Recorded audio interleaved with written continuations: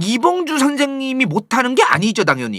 이봉주 선생님도 어마무시한 겁니다. 근데 이 양반은 더 어마무시한 거죠. 그럼 어떻게 저럴 수 있었느냐 이 말이야. 어떻게? 어릴 때부터 고산지대에서 자랐느냐가 굉장한 차이를 준다고 합니다. 권력으로 읽는 세계사 절찬 판매 중. 지금 전 세계 마라톤 최고 기록 남자 선수, 여자 선수 어느 나라에서 다 갖고 있는지 아세요? 케냐예요. 여기 보면 아프리카의 여기 동부의 소말리아, 에티오피아, 남수단 밑에 케냐가 있습니다. 케냐가 여기 있죠? 그죠? 케냐 수도가 어디야? 나이로비야. 그 유명한 그 나이로비 국립공원. 그거 있는 데가 나이로비 아닙니까? 굉장히 보존 잘 되어 있고 정말 별거 다 있어요. 나이로비 국립공원 하면은 물소, 얼룩말, 기린, 가젤, 콧불소, 코끼리 야, 없는 게 없어 여기. 사자. 없는 게 없네요. 동물원은 저렇게 되어 있어야 됩니다. 널찍하니 이제 진짜 동물들이 정말 알아서 정말 뛰놀 수 있는 그런 공간이 보장이 돼야 스트레스를 안 받을 거 아닙니까? 그죠? 자, 케냐의 수도 나이로비입니다. 지금 케냐의 수도 나이로비 해발 1600m입니다. 케냐의 수도 나이로비가 해발 1600m예요. 그리고 케냐 해발 고도는 평균이 1500m입니다. 자, 해발 1600m라는 게 뭘 의미하는 거냐 이게. 지금 여기 이 나이로비에서 태어난 사람들은 해발 1600m 제1롯데월드 3개 세워놓은 곳에서 태어난 겁니다. 무슨 말인지 이해되세요? 자, 그리고 우리나라 꽤 높은 산들이 있어요. 그죠? 한라산 몇 메다야? 1900m입니다. 지리산 몇이야? 지리산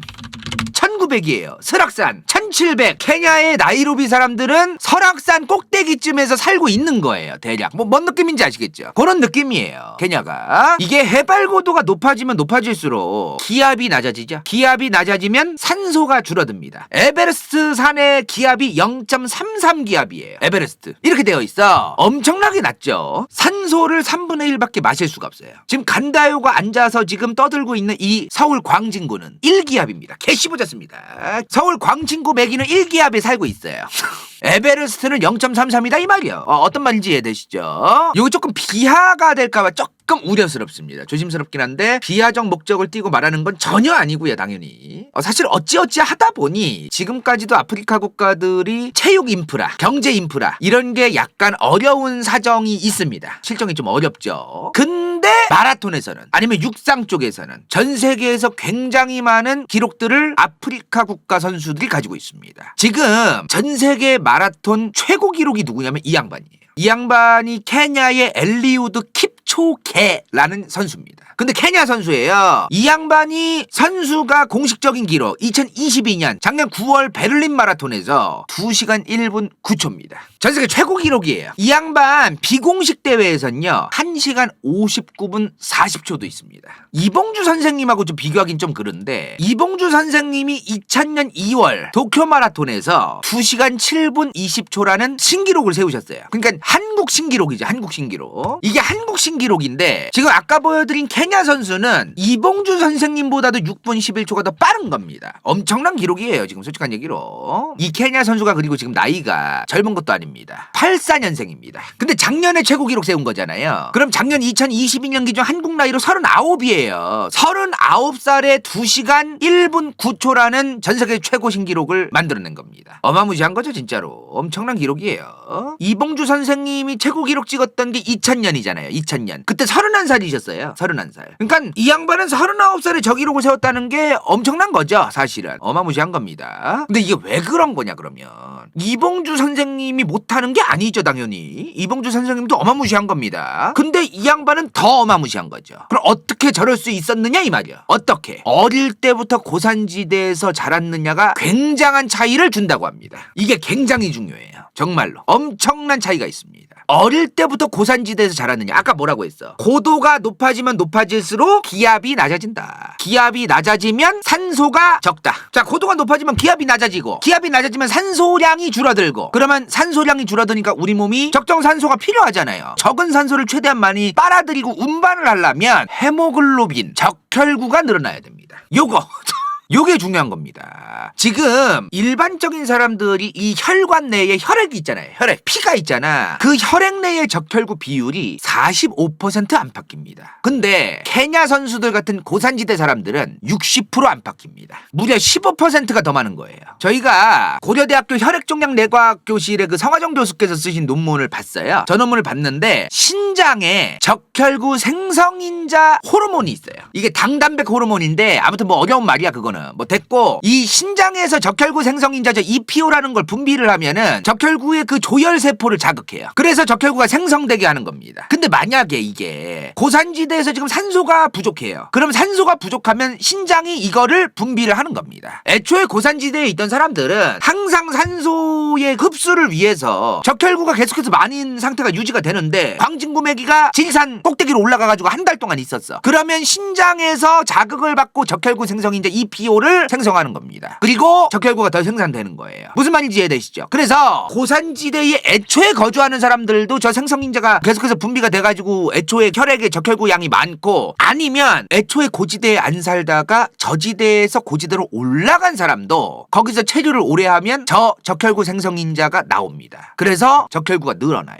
나중에 후천적으로도 늘어난다 이 말이야. 근데 이거 얘기하면 또 여러분들 저한테 잔소리할 것 같긴 한데 담배 피는 사람들도 늘어납니다. 흡연자들은 애초에 산소량 자체가 혈액 내에 적어요, 일반인보다. 그러니까 몸에서 느끼기에는 산소가 얘는 부족하다. 그래서 아까 말한 그 EPO, 신장에서 내보내는 그 적혈구 생성인자 EPO를 내보내는 거예요. 그래서 담배 피는 사람들도 적혈구의 양이 일반인보다 많습니다. 그리고 코골이 무호흡증 환자, 크게 이런 사람들이 적혈구의 양이 일반인보다도 많습니다. 그냥 단순한 거예요. 숨을 쉬는데 산소가 흡수가 안 되거나 뭐 여러 가지 이유에 의해서 그러면은 애초에 그 적혈구의 양이 늘어나는 겁니다. 그렇게 되는 거예요. 그래서 이게 지금 여기서 보면 뭘 느껴요. 지금 저 적혈구가 산소 쿠팡맨이야. 산소를 운반하는 쿠팡맨이 혈관 내에 있는 게 헤모글로빈, 적혈구란 말이에요. 똑같은 말이잖아요, 헤모글로빈하고 적혈구가. 근데 만약에 고산지대에 거주하던 사람이 갑작스럽게 패스트푸드를 많이 먹고 혈관 내에 중성지방이 많이 쌓이고 많이 생성되고 당뇨병에 걸릴 정도로 굉장히 췌장에 무리가 갈 정도로 고탄수화물 시기를 계속해서 식사를 하면은 일반인보다 불리합니다. 왜? 적혈구 자체가 애초에 많기 때문에 혈액이 끈적거리거든요. 이런 거예요. 그러니까 고산지대에 산다고 해서 무조건 다 좋은 게 아닙니다, 이게. 이런 게 별로 좋은 게 아닌 거예요. 그래서 좀 조심해야 됩니다. 그래서 좀 위험군이라고 봐야 돼요. 그래서 적혈구 증가증이 너무 급성으로 오면은 빨리 약을 써야 돼요. 적혈구가 너무 증가하면은 특히나 지금 심장질환이나 혈관질환이 있던 사람이고 담배까지 피는 사람이고 당뇨병까지 있었어. 당뇨병도 혈액을 끈적거리게 만든단 말이야. 당뇨병이 뭐야? 탄수화물이나 당을 섭취를 했어. 그럼 혈관으로 당이 이제 들어가죠? 당이 흡수가 돼서 혈관 안에서 당이 둥둥 떠당겨요. 이제 저 당을 내버려두면 어떻게 될까요? 꿀 되는 거야, 꿀. 그럼 이 끈적거리는 상태로 심장이 빰핑을 하잖아요. 계속 지금 다들 심장 안 멈춰 계시잖아요. 그러니까 지금 다 채층 치고 있지. 심장이 계속해서 빰핑을 하는데 끈적거리면 어떻게 되겠어요? 부담이 심해지는 겁니다. 당연히 생기겠죠. 이런 문제가 발생하는 거예요. 그래서 이거를 저런 상태가 오래 지속되지 않도록 췌장에서 포도당 쿠팡맨을 보냅니다. 인슐린이 저 포도당을 빨리빨리 이제 필요한 세포로 옮기든가 저장을 하든가 빨리빨리 옮기려고 한다고. 인슐린이 그런 거란 말이에요. 자, 근데 췌장에 이제 병이 생겼어. 인슐린 저항성이 생기고 뭔가 문제가 생긴 거예요. 그러면 뇌에도 문제가 생기고 그러면 이제 작살 나는 거지. 혈관 자체가 끈적거리니까. 그것처럼 담배를 많이 피는 사람이든 고지대에 사는 사람이든 혈관 자체가 이렇게 끈적거리면 여러 가지 문제가 발생한다는 겁니다. 그죠? 자, 근데 그래도 장점은 장점이에요. 얘가 뭐야? 저 헤모글로빈 적혈구가 뭐예요? 산소를 운반하는 쿠팡맨이란 말이에요. 얘가 많으면 많을수록 방금 말한 질환에 취약할진 모르겠지만 마라톤 같은 거를 하면은 당연히 유리할 수밖에 없는 겁니다. 그래서 갑자기 1980년대부터 아프리카 출신 선수들이 마라톤과 육상 경기에서 메달을 싹쓸이하기 시작합니다. 그럼 그전에 왜 안 그랬느냐? 그전까지는 체육적인 어떤 투자와 마라톤 선수들을 육성해서 내보내야지라는 생각 자체를 아프리카 국가들이 많이 안 했었대요. 근데 이제 경제가 그래도 조금이라도 좀 나아지면서 이제 아프리카 국가들도 마라톤이나 육상 선수들이 이제 내보내기 시작한 거죠. 1980년대부터. 그러면서 이제 메달을 쓸어가기 시작하는 겁니다. 이때 일본의 마라톤 감독이 저거 뭔가 있다. 고지대에서 살거나 고지대에서 훈련하면 뭔가 있지 않을까라는 생각을 한 거예요. 그래서 이제 일본 선수들이 고지대 훈련을 하기 시작합니다. 육상 선수들을 고지대에서 이제 훈련시키기 시작한 거죠. 그랬더니 실제로 경기 기록이 정말 좋아지는 거예요. 그래서 훈련 커리큘럼에 고지대 훈련을 당연하게 집어넣습니다. 근데 아무리 원래 저지대에 살던 사람들이 고지대 훈련을 해도 아프리카 선수들만큼은 안 나오는 거예요. 왜? 인종적인 차이도 있겠지만 일단은 후천적이냐 선천적이냐를 그거를 이제 이겨내기가 어려운 거죠. 지금 그리고 체육과 관련되어 있는 그 운동선수들과 관련된 체육과학 같은 게 굉장히 발달하고 있는 시대입니다, 지금은. 그래서 저런 훈련 방법은 계속해서 개발이 되고 있죠. 어찌되었든 후천적으로 고지대에 가서 훈련을 해봤자 선천적으로 태어나자마자 고지대에서 애들하고 축구 뛰고 공 던지고 뜀박질하면서 놀고 모래사장에서 막 모래성 지으면서 살고 그랬던 사람하고 후천적으로 성인돼가지고 고지대 간 거랑은 차원이 다른 거죠.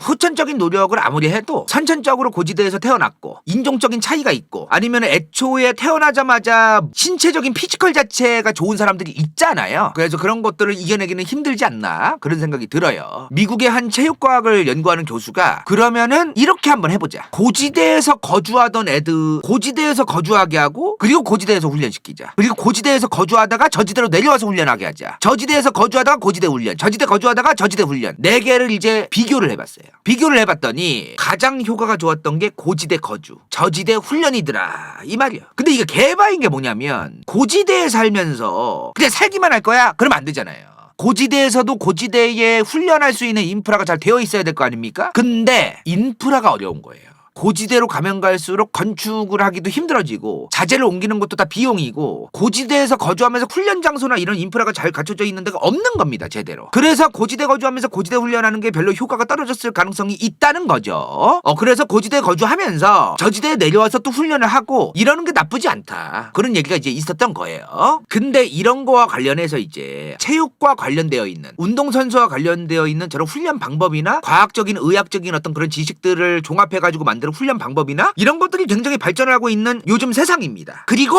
제논이 나왔어요. 자, 러시아가 저 제논과 산소를 섞어가지고 반반 섞어서 흡입하게 하는 짓거리를 운동선수들한테 시킨 겁니다. 저게 원래 뭐냐면 제논이 환자가 흡입해서 폐 영상을 찍을 때 쓰는 의료용 가스예요. 이게 우라늄이 핵분열할 때 나오는 가스기는 한데요. 그렇게 위험한 건 아니에요. 우라늄이 핵분열할 때 나오는 모든 것들이 다 몸에 안 좋은 건 아니지 않습니까? 전부 다 이제 우리한테 치명적인 건 아니란 말이죠. 그래서 그 중에선 그렇게 큰 문제가 없는 건데 이거를 러시아 선수들이 산소랑 제논을 5대5로 섞어가지고 흡입을 한 거예요. 섞어서 흡입을 한 거야. 근데 이거를 흡입을 하면 몸에서 순간적으로 적혈구를 많이 만들어내나 봐요.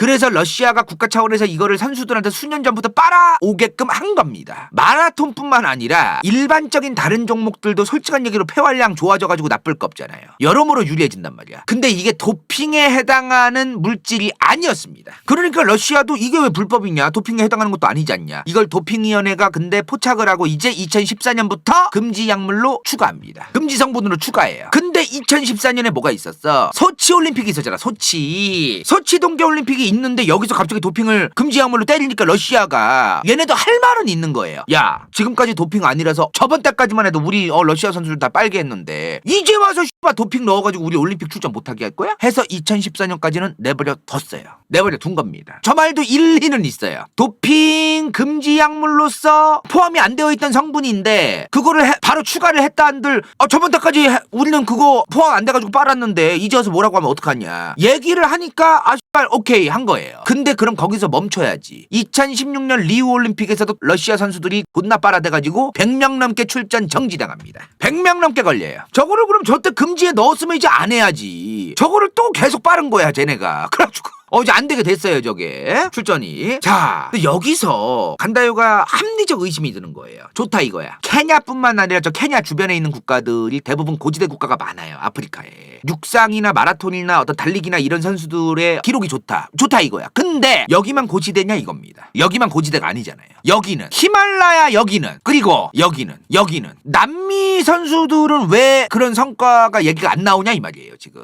페루의 수도가 리마죠. 리마에서 좀 더 안쪽으로 들어가면 쿠스코란 도시가 있어요. 쿠스코. 이 쿠스코란 도시가 인구가 42만 명인데요. 해발 고도가 3,399m입니다. 엄청나게 높죠? 그러면 여기 사시는 분들은 마라톤이나 육상을 더 잘해야 되는 거 아니에요? 우리가 논리적으로 보면은 합리적으로 좀 생각을 해보면 그런 것도 떠올릴 만 하잖아요. 근데 이걸 잘 봐야 되는 게 뭐냐면은 지금 남미라는 대륙 자체가 지금 육상에 큰 관심이 없습니다. 관심이 없어요. 대부분의 남미 국가들은 축구에 관심이 많습니다. 남미 국가들이 마라톤이나 그런 육상에 지금도 투자를 잘 안 해요. 잘 생각해봐야 되는 게 뭐냐면은 솔직한 얘기로 남미의 정치인들이 자기들의 지지율이 올라가고 표를 받으려면요 선수들이 축구를 잘해야 돼요. 국민들한테 국뽕을 딱 주면서 이제 딱 그런 거를 위해서 축구에 투자를 할 수밖에 없던 겁니다. 그동안은 달리기나 육상에 별로 관심이 없었거든요. 사실은 그런 게 있던 거예요. 지금이라도 이제 남미 정치꾼들에게 제가 조언 한마디 하겠습니다. 당장 마라톤과 달리기에 투자하세요. 국민들 국뽕 딱 채우는 거에 이거만한 게 없다. 적혈구 이빠이 지금 차오른 그 고산지대 아닙니까? 그러면은 왜 그 아까운 적혈구 인재들을 썩히고 있습니까? 지금 남미에 얼마나 적혈구 인재들이 얼마나 많습니까? 지금 남미가 너무너무 축구 쪽에 편중되어 있어요. 그러다 보니까 달리기나 마라톤이나 이런 거에 육상에 별로 투자를 안 한 거죠. 이게 그리고 지금 남미 국가들도 경제가 조금 어려운 국가들이 많잖아요. 축구는 돈이 좀 듭니다. 그래도 그죠? 마라톤하고 육상은 다른 스포츠 경기 종목에 비해서 돈이 상당히 덜 듭니다. 가성비가 개쩔어요. 진짜 가성비 이렇게 좋은 종목이 없습니다. 그 선수 하나 키우는 거에 선수의 노력은 물론 돈으로 환산할 수 없겠지만 지금 솔직히 경제력으로만 보면은 북미, 그 다음 유럽, 그리고 동북아시아 여기가 이제 경제적으로 전 세계에서는 경제력 상위권이잖아요. 실제로 메달도 그렇게 나옵니다. 참 안타까워요. 이게 올림픽 체육 종목들과 돈이 비례한다. 어느 정도 그게 맞아요. 지금 보면은 이게 지금 도쿄올림픽의 메달 순위인데요. 여기 그 메달 순위를 보면은 금메달 개수로만 순위를 매기는 것도 있어요. 금메달 개수로만 보면은 미국이 1위입니다. 2위가 중국이에요. 3위가 일본이야. 영국이 4위야. 이게 ROC가 뭐냐면은 러시아 올림픽 위원회예요. 러시아가 도핑 뽀록 나가지고 니네는 러시아라는 컨트리 네이션으로 참가할 수 없다. 올림픽 위원회 자격으로만 참가해라 해서 ROC가 됐습니다. 15졌습니다. 호주, 네덜란드 뭐 이런 식으로 내려가죠. 한국은 이제 등장합니다. 금메달 6개에 은메달 4개에 동메달 10개. 근데 이게 솔직히 금메달만 따지면 안 되죠. 은메달, 동메달도 잘한 거잖아요. 그래서 합계로 순위를 매기면 달라집니다. 약간 미국, 중국 다음에 러시아, 영국, 일본, 호주, 이태리, 독일, 네덜란드, 프랑스, 캐나다, 브라질, 뉴질랜드, 헝가리, 대한민국, 우크라이나, 스페인, 쿠바 이런 식으로 내려갑니다. 그래서 체육시설 같은 게 옛날부터 잘 갖춰져 있고 소련 시절에도 체육 강국이긴 했거든요. 소련이 과거 동구권 국가들이 체육 쪽에서 금메달이나 은메달, 동메달을 잘 따는 이유가 체조 쪽이라던가 그 몇몇 분야가 소련 국가들이 잘한대요. 옛날부터. 여기 보면 러시아가 지금 메달 수에서 3위잖아요. 그 다음 좀 내리면 동구권 국가 중에 헝가리도 있고 우크라이나도 있고 폴란드도 있고 이런 겁니다. 경제랑 상관없이. 자, 근데 적혈구가 많으면은 피가 끈적거린다고 했어요. 대신 장점이 또 뭐라고 했어? 산소가 많이 흡수될 수 있습니다. 빨리 운반될 수 있습니다. 그죠? 운동을 많이 할수록 산소가 많이 흡수돼요. 많이 사용돼요. 적혈구가 많을수록 산소가 조금 더 유리하고 많이 흡수되고 쓰일 수 있어요. 그죠? 근데 그런 만큼 활성산소가 늘어납니다. 여러 가지 이유에 의해서 산소가 많이 들어와서 산패되고 산화된 산소에서 활성산소예요. 단어가 좀 어렵긴 한데요. 이게 그러니까 우리 몸에 반드시 활성산소도 필요하긴 한데 많이 생기면 개 같은 물질이에요. 운동을 많이 해도 산소를 많이 들이키고 많이 소비하잖아요. 그럴수록 활성산소도 늘어나는 거예요. 그냥 그런 거예요. 다만 과로를 많이 해도 늘어나요. 음식을 많이 섭취해도 산소량이 많이 필요해지면서 활성산소가 늘어나요. 스트레스를 많이 받아도 산소량이 많이 필요해지면서 활성산소가 늘어나요. 이런 활성산소가 솔직한 얘기로 몸에 안 좋습니다. 솔직히. 근데 운동을 안 하는 사람보다 운동을 하는 사람이 활성산소가 많이 나옵니다. 실제로. 근데 몸이 적당히 운동을 하고 몸이 건강해지면은 그 활성산소가 기능을 못하게끔 막을 수 있는 몸의 기능도 활성화됩니다. 그래서 운동선수 중에 수명이 짧은 분들도 있어요. 근데 운동선수들은 적당한 양의 운동이 아니잖아요. 극한까지 가가지고 기록을 업그레이드하고 계속해서 그 극한까지 가가지고 계속해서 올려야 되잖아요. 그 운동의 강도를. 그러다 보니까 운동선수들이 수명이 짧습니다. 활성산소의 영향일지 모르겠지만 너무 강한 운동을 해가지고 좀 그런 게 있어요. 실제로. 근데 우리가 운동을 하는 거를 활성산소를 너무 걱정할 건 아니다. 다시 한번 얘기하지만 적당한 양, 적당한 운동과 밸런스 맞게끔 적당한도 사람마다 달라요. 어떤 사람은 하루에 5km만 뛰어도 딱 맥시멈인데 어떤 사람은 10km 뛰어도 거뜬한 사람들이 있단 말이야. 그 양반들은 활성산소가 생성이 돼도 활성산소의 같은 기능을 차단시켜주고 막을 수 있는 몸의 기능이 활성화되어서 몸이 잘 버티는 겁니다, 그거를. 그래서 그런 것들을 너무 걱정을 할 필요는 없다. 운동을 많이 하는 사람들은 활성산소가 늘어나는 건 팩트예요. 근데 운동을 많이 하니까 활성산소가 늘어나서 운동을 너무 많이 하면은 빨리 수명이 단축되고 미토콘드리아도 기능이 점점 안 좋아질 거라는 가설이 있었는데, 옛날에. 그것도 이제 옛날 말입니다. 그 얘기가 한 20년 전만 해도 통용이 됐었는데 지금은 씨알도 안 먹히는 개소리예요. 또 의학도 발전하고 과학도 발전해가지고 활성산소가 많아지니까 무조건 안 좋다, 이런 식으로 가는 거는 좀 적절하지 않다고 들었어요. 그러나 과하게 운동을 하는 건 진짜 한 방에 골로 갈 수 있습니다. 조심해야 돼요, 진짜로 여러분들. 자, 오늘 고산지대와 마라톤 그리고 헤모글로빈에 대한 내용 여기서 끝입니다. 뭔가 밍숭맹숭하게 졸라 너무 빨리 끝내는 거 아닌가요? 맞아요. 끝! 인생 동반자 좋기 간다요 후원자 피부 새벽인간 간호낸 황순원 SIW 필 최현경 은빛 마술사 부츠 vs 더 월드. 이건 재밌을지도 몰라.